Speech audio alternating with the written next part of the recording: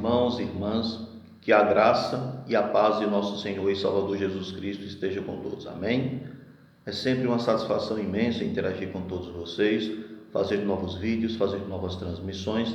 Estou aqui mais uma vez para fazermos mais uma breve transmissão. Dessa vez, nós iremos falar sobre outra passagem bíblica que tem causado polêmica, principalmente entre céticos e ateus que têm questionado a inspiração bíblica. Então essa passagem ela se encontra em Gênesis capítulo 8, versículo 21, que diz: E o Senhor cheirou o suave cheiro, e disse o Senhor em seu coração: Não tornarei mais a amaldiçoar a terra por causa do homem, porque a imaginação do coração do homem é má desde a sua meninice, nem tornarei mais a ferir todo vivente como fiz. Então, baseado nessa passagem, ateus e céticos acreditam que a Bíblia se contradiz pelo fato de que na segunda epístola de Pedro, ele diz que tudo será destruído, que os céus e a terra se desfarão. Então, vamos lá o que diz lá na segunda epístola de Pedro, capítulo 3, versículo 10.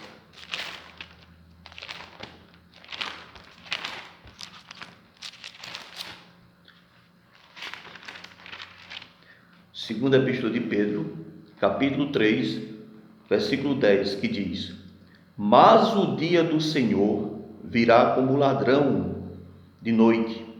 Mas o dia do Senhor virá como ladrão de noite, no qual os céus passarão com grande estrondo, e os elementos ardendo se desfarão, e a terra e as obras que nela se queimarão. Então, baseado aqui nessas passagens, comparando essas duas passagens bíblicas, tanto a de Gênesis como a segunda epístola de Pedro, então ateus e céticos argumentam que a Bíblia se contradiz, porque numa passagem Deus disse que não iria mais destruir a humanidade, mas em outra passagem nós vemos que Deus irá destruir todas as coisas. Então, vamos entender. Como entender essas duas passagens? Como eu já tinha dito a vocês, em vídeos anteriores, que um texto sem contexto é um pretexto para uma heresia. Então vamos lá. Então não podemos pegar e isolarmos um texto e tirarmos do seu contexto. Então vamos entender aqui o que diz realmente em Gênesis 8, 21. Vamos ler mais uma vez para que vocês possam entender. Gênesis 8, 21 diz: E o Senhor cheirou o suave cheiro, e disse o Senhor em seu coração: Não tornarei mais a amaldiçoar a terra por causa do homem, porque a imaginação do coração do homem é má desde sua meninice, nem tornarei mais a ferir todo vivente como fiz. Então observe bem essa expressão, como fiz. Então veja, não há contradição nenhuma aqui, porque é o seguinte: depois do dilúvio, Deus somente prometeu nunca mais destruir o mundo da mesma maneira como ele tinha feito. Veja que o texto é muito claro, como ele diz.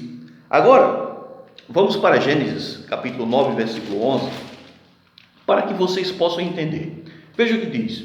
Livro de Gênesis, capítulo 9, versículo 11, diz: E eu convosco estabeleço o meu concerto, que não será mais destruída toda a carne pelas águas do dilúvio, e que não haverá mais dilúvio para destruir a terra.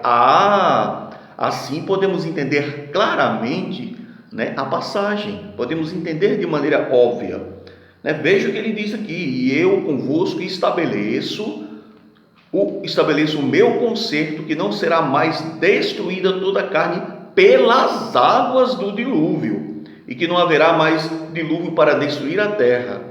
Então veja, o que Deus colocou aqui é que não seria mais destruída pelo dilúvio, certo? Como podemos ver, de maneira clara. Então veja, nós sabemos que Deus, por exemplo, ele colocou o arco-íris, como podemos ver, como um símbolo perpétuo dessa promessa. Então, todas as vezes que você olha para o arco-íris, você se lembra da promessa que Deus fez de não mais destruir o mundo pelo dilúvio.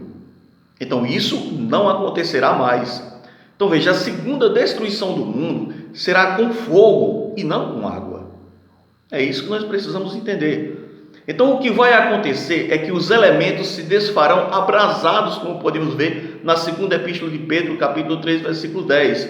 Mesmo assim, naquele dia, nós sabemos que Deus não vai destruir todos os seres viventes, porque existirão aqueles que serão salvos, né? Os justos que serão salvos pelo sangue do Cordeiro, amém? Então podemos ter essa esperança, né? E quando analisamos o texto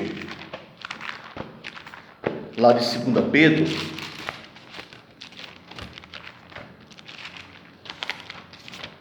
Segunda Pedro 3, do 10 em diante, aí nós vamos entender.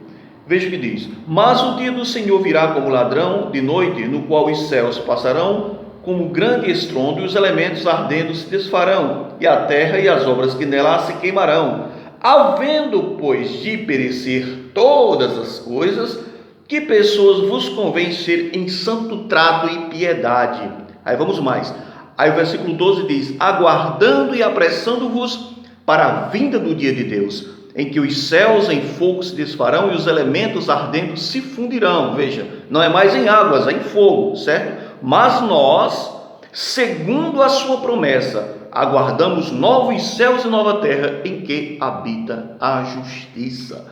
Então veja, meus amados irmãos, irmãs, então nós temos a esperança de sermos salvos naquele dia, certo? Então os homens justos serão salvos em seus corpos físicos ressurretos e imperecíveis, amém? Então comparem isso com a primeira epístola de Paulo aos Coríntios, capítulo 15, versículo 42. Então, meus amados irmãos, não há nenhuma contradição aqui, mais uma verdade esclarecida, e eu repito para vocês, como já tinha dito em vídeos anteriores, um texto sem contexto é um pretexto para uma heresia. Então, que Deus abençoe a todos em Cristo Jesus, que todos possam crescer cada vez mais na graça e no conhecimento de nosso Senhor e Salvador Jesus Cristo. Que Deus os abençoe abundantemente em Cristo Jesus.